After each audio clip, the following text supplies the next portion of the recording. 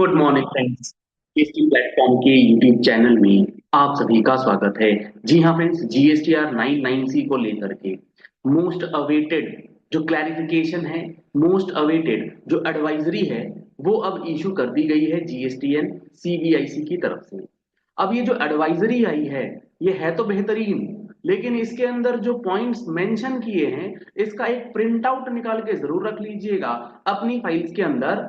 क्योंकि आप जो ये जीएसटीआर 9 फाइल करने जाएंगे इस एडवाइजरी के बेसिस पे, जब फाइनेंशियल ईयर 23-24 का असेसमेंट लगेगा आज से 3 साल के बाद, तो आपके पास जो नोटिसेस आएंगे, उन नोटिसेस का रिप्लाई करते समय आपको इस एडवाइजरी की बहुत ज्यादा जरूरत जो है वो पड़ने वाली है।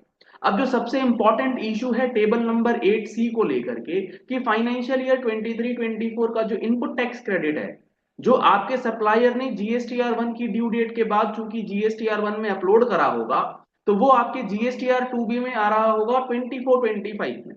तो उसकी रिपोर्टिंग कैसे होगी, टेबल 8 कैपिटल C की रिपोर्टिंग में क्या क्या डेटा आपको इंक्लूड करना है, ये सारी चीजें अभी यहाँ पर एडवाइजरी में क्लियर किया गया है। तो इस सेशन के एंड तक जुड़े रहिएगा।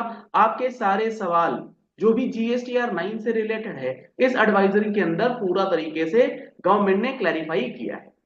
तो सबसे पहला जो इशू उठाया है गवर्नमेंट ने, वो ये उठाया है कि इनवॉइसेस जिनका डेट 23-24 का है, लेकिन सप्लायर ने रिपोर्ट करा है जीएसटीआर 1 की ड्यू डेट के बाद, तो आपके जीएसटीआर 2B में वो नहीं आ रहा। क्यों नहीं आ रहा? क्योंकि जो प्रोविजन है वो ये कहता है भाई, तुम्हारे जीएसटीआर 2B में तभी दिखेगा जब तुम्हारे सप्लायर ने अपनी जीएसटीआर 1 के अंदर ड्यू डेट में फाइल करी हो। अगर ड्यू डेट के बाद करेंगे तो नेक्स्ट महीने जाएगी।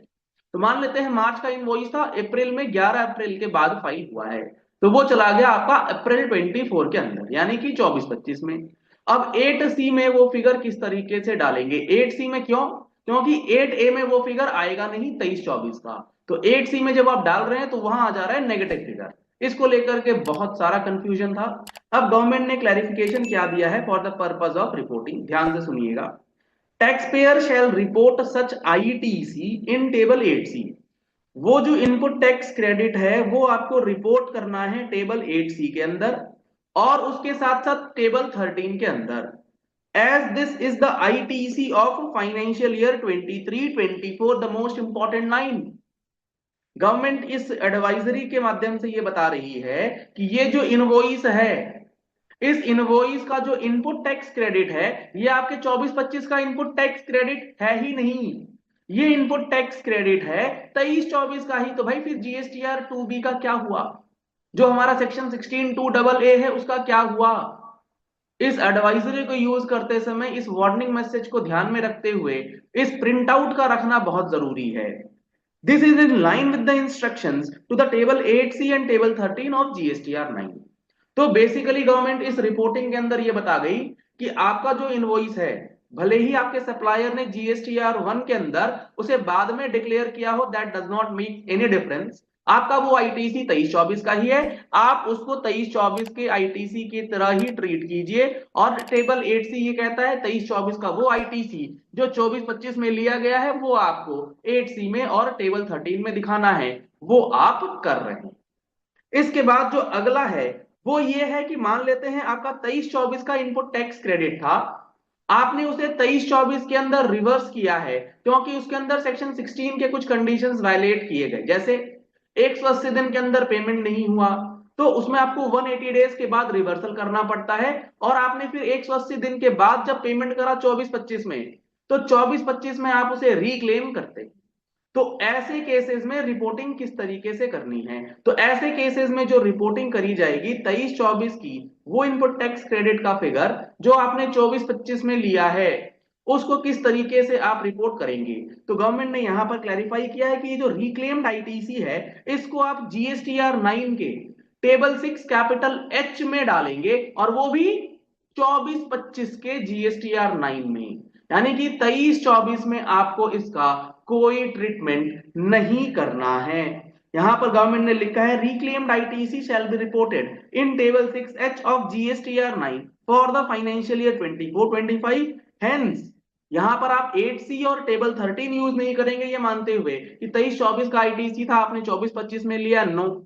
ये आईटीसी आपका 23-24 का जो आपने रिवर्स किया है ये क्लेम नहीं कर रहे हैं, ये आप रीक्लेम कर रहे हैं, तो 8C आपको यहां पर यूज नहीं करना है।